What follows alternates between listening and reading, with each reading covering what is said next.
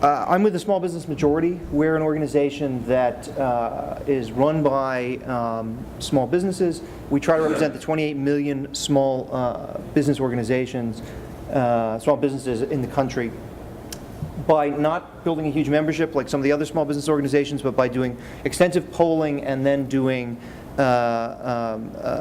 economic research to back that up. What we just released, and this is we were hoping to be the first place we would present it, is a study that's in all of your packets. The study is an analysis of 4 different kinds of healthcare reform, 2 of which mirror what's been going on in the legislation down in Washington, and 2 of which are other plans that you would have heard about and were tested, frankly, by the Partnership for Coverage, which is why I'm glad that Troy talked about that. Well, I'm going to go over those now so that when we get to this, I can just show you the charts. There are 4 plans, right? There are 2 shared responsibility plans. Those are built out of the Massachusetts plan and are really based on what's going on in Washington. They have some really basic components that are worth understanding. One is what's called a pay or play. That's also called an employer mandate. The way it works is either you pay, that is you pay for insurance, or you play, you have insurance, or you pay a fine.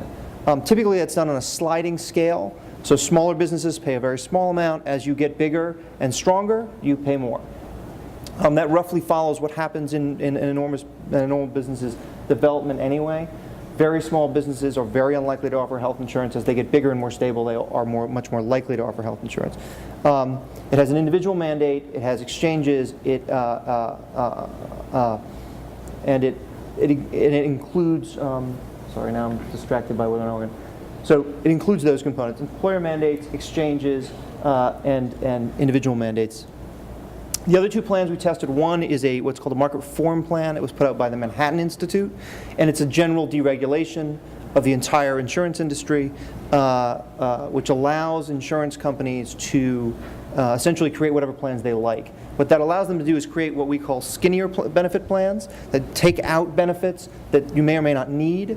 The complexity with that, and I just want to offer a warning, especially to people who have ever bought health insurance, the greatest problem we see, or one of the great problems small businesses face in buying health insurance, is understanding those plans.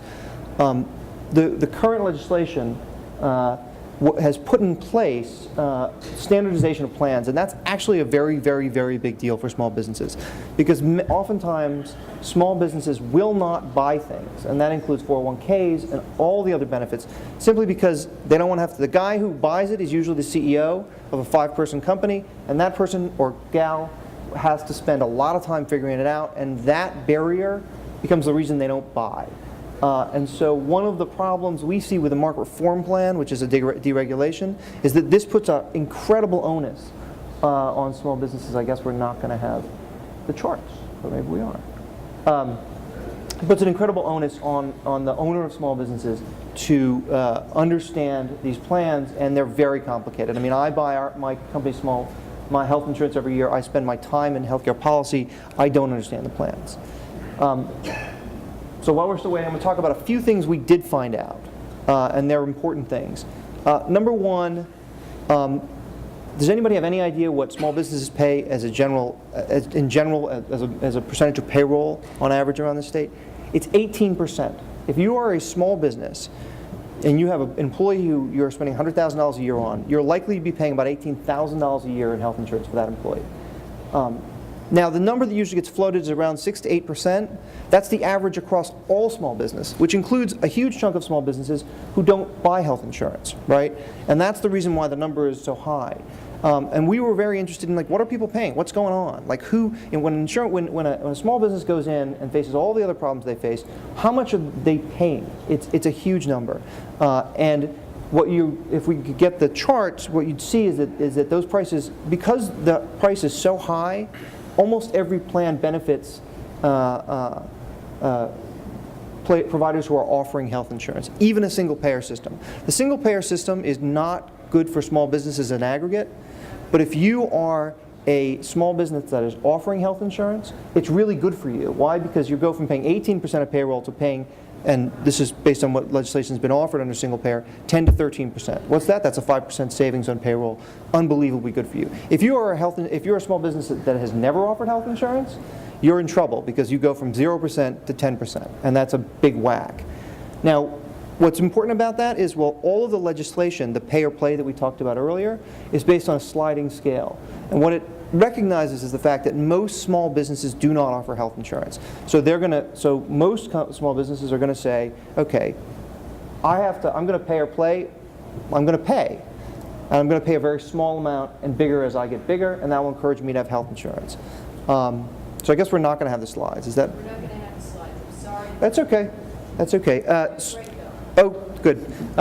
So I'll give you the top line on it. The top line is a shared responsibility plan would be very beneficial. We're going to spend about we in New York are going to spend $155 billion on health insurance over the next 10 years. If we do a shared responsibility plan similar to what they're looking at Washington, we'll save about $50 billion to small business, to their bottom line. Where's that money going to go? Most of it goes to wages. What's happening, what we see with small businesses is that they have an amount they're going to spend every year for their employees. So they say, I'm going to spend $50,000 for my employees, I'm going to spend $30,000 on salary, I'm going to spend $15,000 on benefits. The problem is that that number is growing slower than the rate of health care. So they either drop health insurance or they have to take more wage away from their employees or just not hire. So we see $50 billion coming back in cost to small businesses under shared responsibility. That number is about $40 billion for the market reform. The problem with the market reform, we think, is that the plans get a little thinner, and we don't know how that plays out over the long term.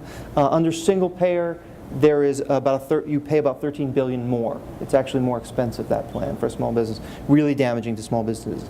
Job loss.